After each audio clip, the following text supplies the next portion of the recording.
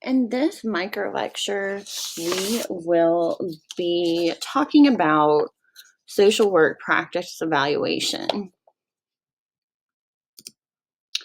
First, we'll talk about what is practice evaluation.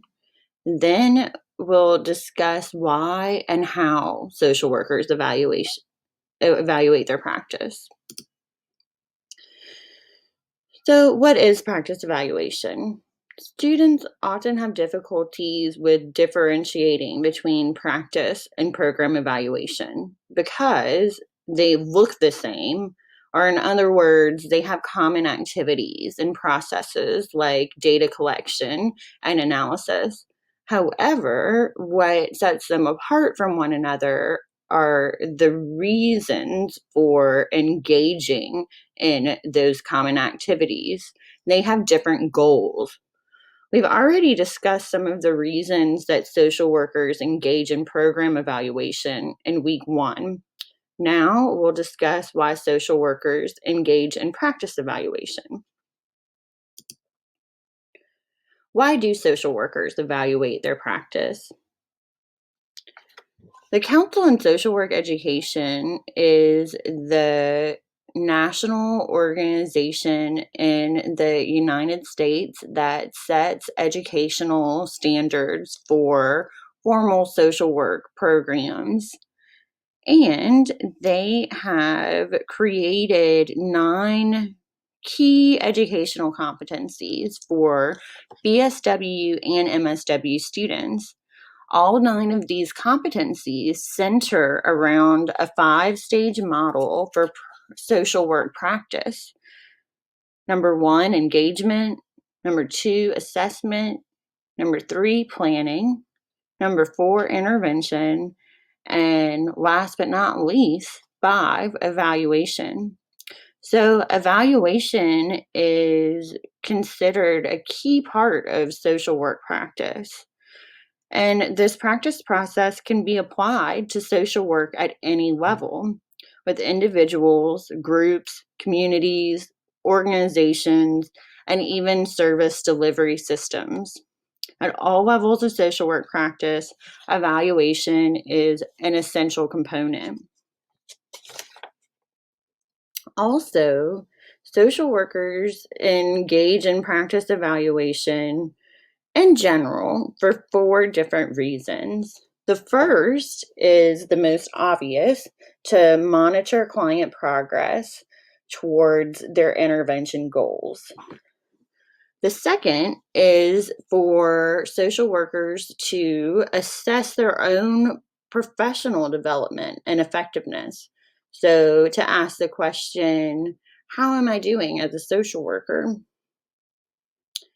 And then the third and fourth reasons are to support program evaluation efforts of a social workers agency or to support social work intervention research.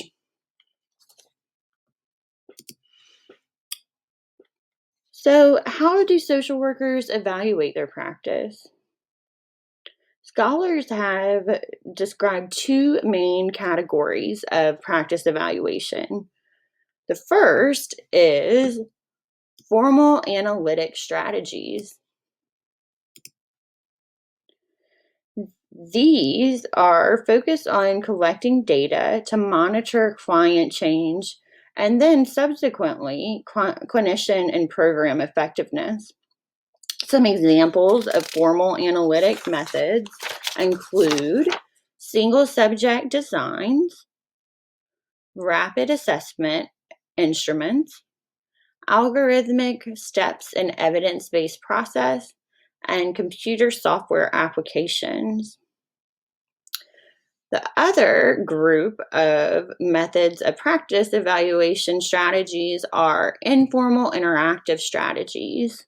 And these involve clinicians taking feedback from their clients, supervisors, and mentors to inform changes that they may need to make to their clinical approach.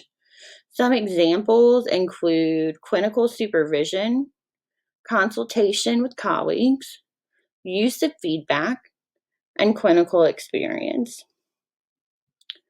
So let's look at these different ways to evaluate practice and reasons for evaluating practice with an example. The example that we'll use in this microlecture is parent-child interaction therapy. Some social workers who work with young children and their families will become trained in PCIT or choose to undergo training in PCIT.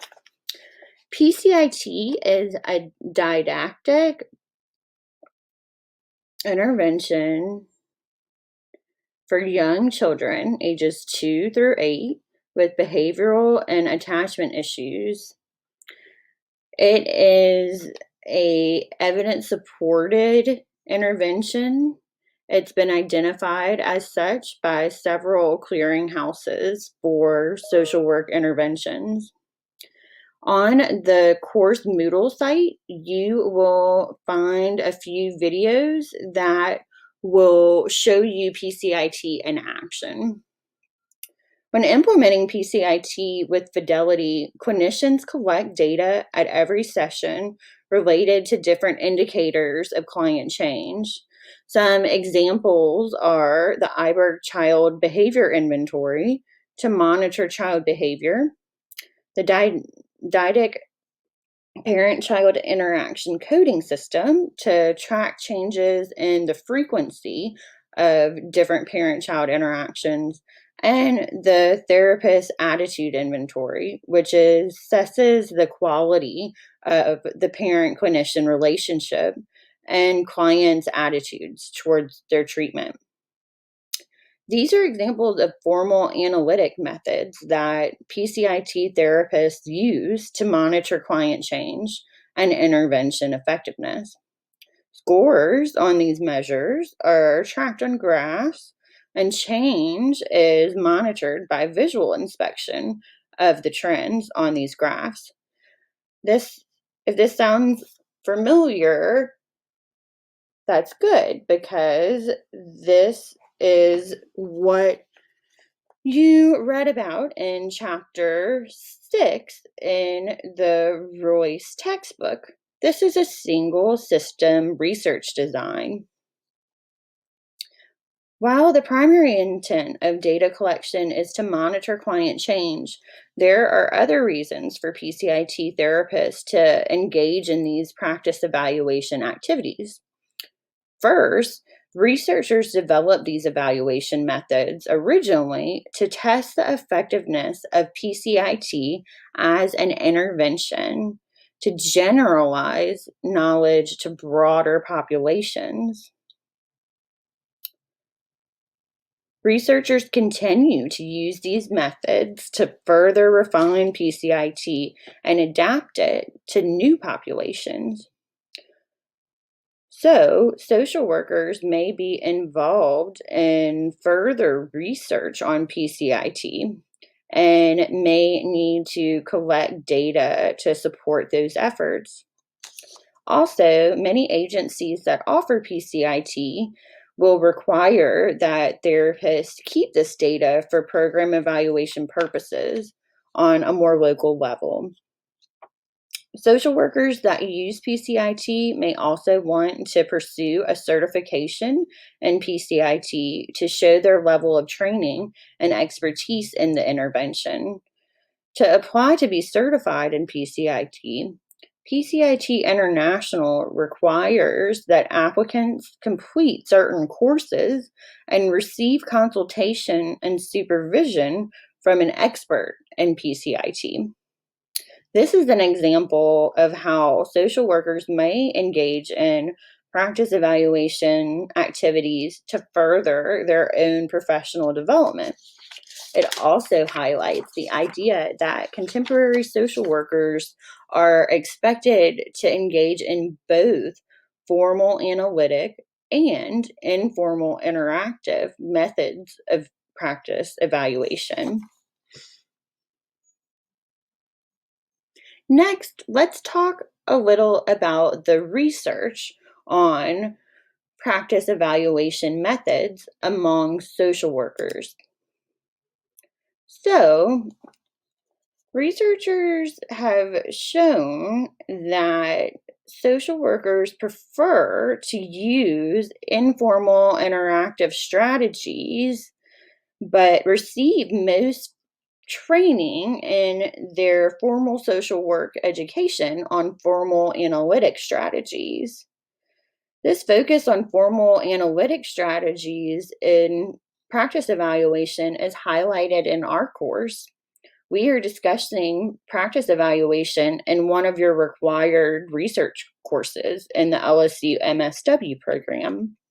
The Royce textbook for this course illustrates this focus with chapters on SSRDs and client satisfaction surveys. However, even though students receive training in formal analytic approaches when they enter the field and begin practicing social work, they prefer using informal interactive strategies.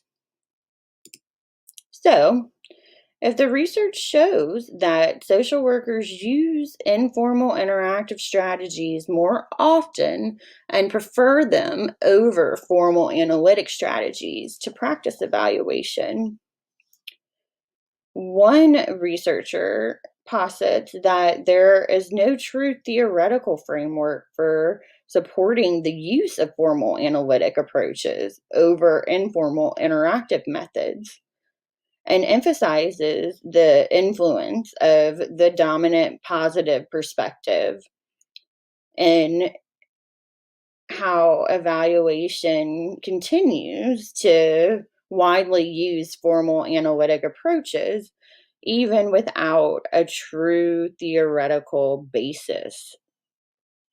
So, this leads us to a few things for you to think about.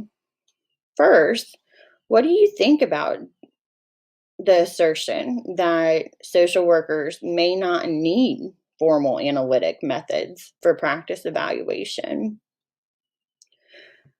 And then lastly, I want you to reflect on this knowledge and ask a social worker.